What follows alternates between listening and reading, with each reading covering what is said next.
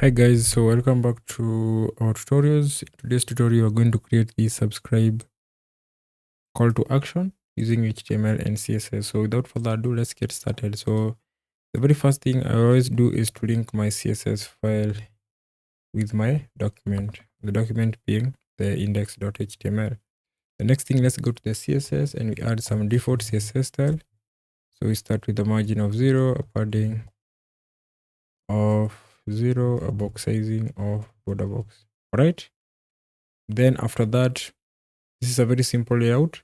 So something else you might notice is that this font is not the default. So you can head over to fonts.google.com. We are looking at the Poppins font. Search for Poppins. You see it. You can use any font you'd like. Just select it from Google Fonts. And then get font and then get embed code and then copy the import URL to your CSS file. So I'm just going to copy that and paste it on top of my file. And then the final step, let's grab the body. The body wraps everything. So we can say font family, then we can say Poppins. If you don't know where these are coming from, so these Poppins font family, all those, you can copy it from Google, like so. So don't have to cram. So that's done. The next thing we are going to do is now let's start creating this card. So we are going to create a div, the class of card, and then in this card we are going to have different elements. First element will be the heading. So you can use a heading level 2 and say let's keep in touch. And then let's copy the description. I'm going to copy that. Then you create a paragraph with the class of description. And then paste that in. Done. Then let's go to this section, whereby this section has the email address and the button that sends. So we're done with the description. So we go ahead and create a section and call it input group. Inside the input group, you have the input itself. So you can say input type email. So I'm not going to use the names or the IDs because I'm not going to submit this form. This is just for the UI. Then after that, we have a button that says send. So, but you can see the button also has two elements. So we can use a paragraph here and say send. And then we need to add this icon. So this icon, you can find it on SVG repo. So let's search for arrow, right? So you can see there are very many arrows. So we are going to just copy one. You can download this and press it in the root of your project. So let me drag that SVG. So I'm just going to drag this SVG there. All right, and then you can see it there.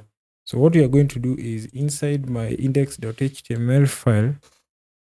So here where I have send, I'm going to create an image and the source will be that arrow right SVG. So that input group is done. Let's go to the final section, which has the checkbox and the description. So we're just going to create a div with a class of condition, and then let's create an input and the type is checkbox. So the ID, let's say, is equals to checkbox. So we have the checkbox itself. This is the checkbox, and then we have this description here. So let me copy this description, and then this one we're going to use it as the label. So I know you're wondering, why do we have the 4 with an... So this 4 points to the input that it is responsible for. So for instance, if I click on the text, you can see the checkbox being highlighted.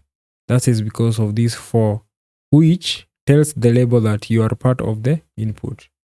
Just that. So, and with that, let's go live and see what we have in the live server. So the first thing we can realize is that the icon is too large. So let's go to that image.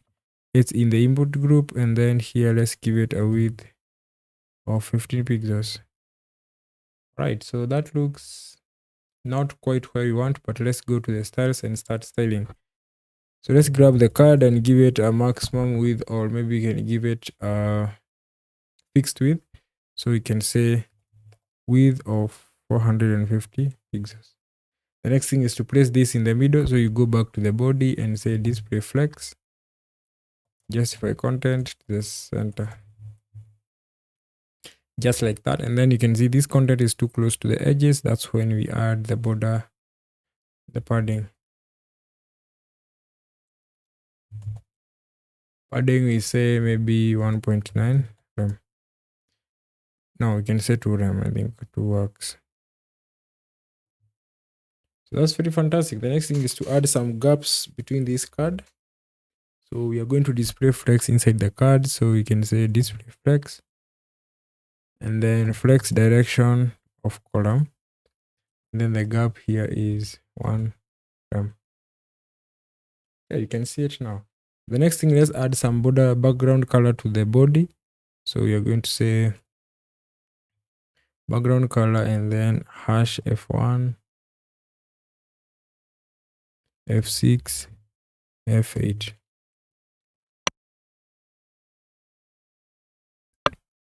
After adding the background color, let's go to the card and give it a background color here as well as, so here we say white.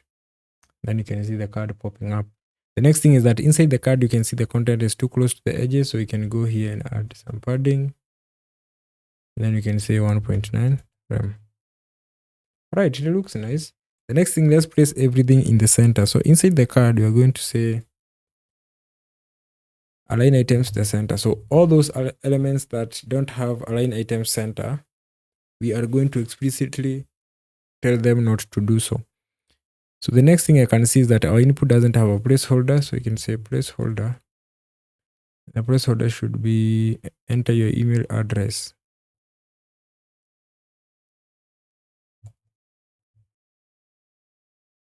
Just like that. And then let's go to the finished version and see what you have. I think that's still okay. We can see enter the input, the email address. So we're going to focus now on the description. We want to reduce the size. So we can do dot description. And then let's do the size to something like 0.8 rem. And see the text reducing. Let's make sure the text is not that, it's not black. So we can say, let's start with the, instead of adding a border, we are going to use a predefined box shadow. So from this website that is called CSS scan slash, so get CSS scan slash CSS dash box shadow generator. So you're just going to copy one of them. I think this one is okay. So you just paste that in the card. Okay. So that's fantastic. The next thing, let's focus on this label. So the label has the class of, we start with the condition and then we grab the label. So we can say dot condition. So the condition and then the dot condition and then the label.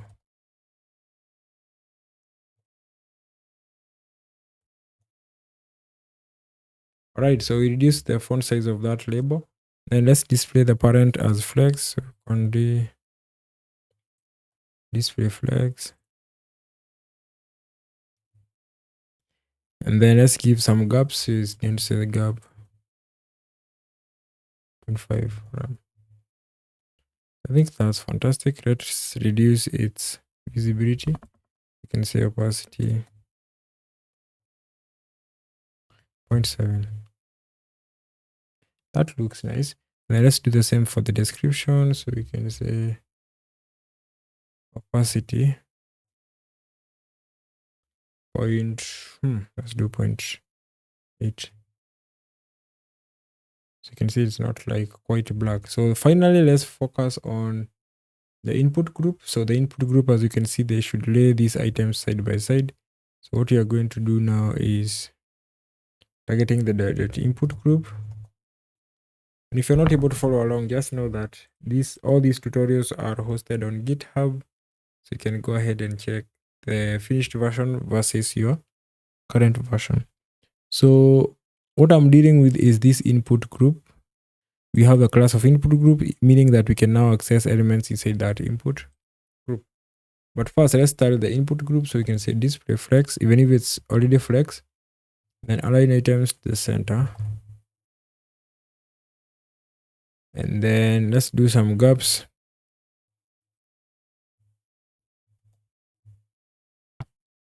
Okay, then width of 100%. And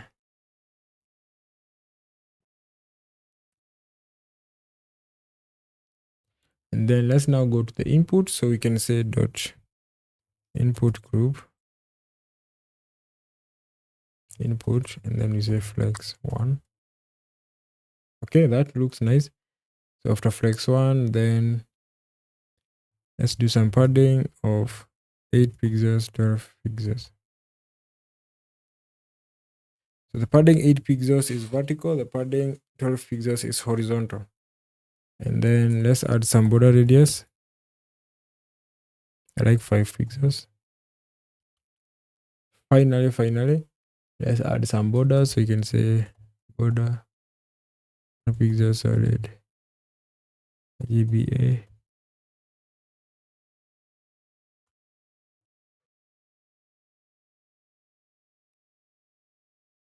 That's done for the input. Let's focus on the button now.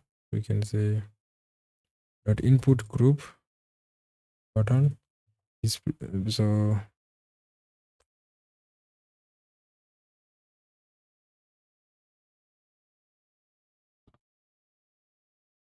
okay, we want to focus on the button. So how I'm going to do it is the button display flex here, then align items to the center.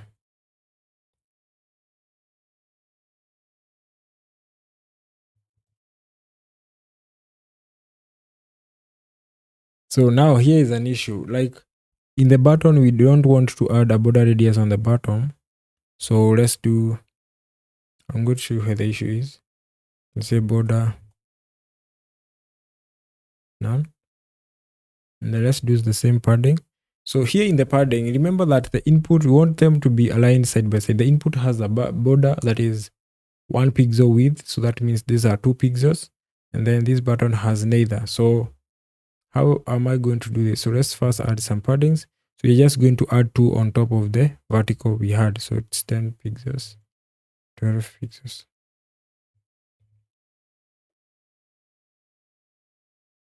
So dot input group, then padding.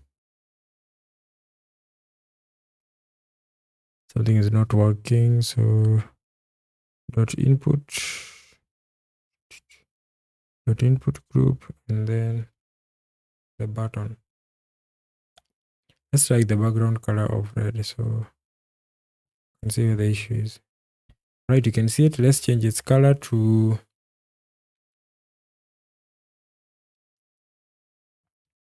so background would be #3E9123. All right, and then let's make sure the color is white.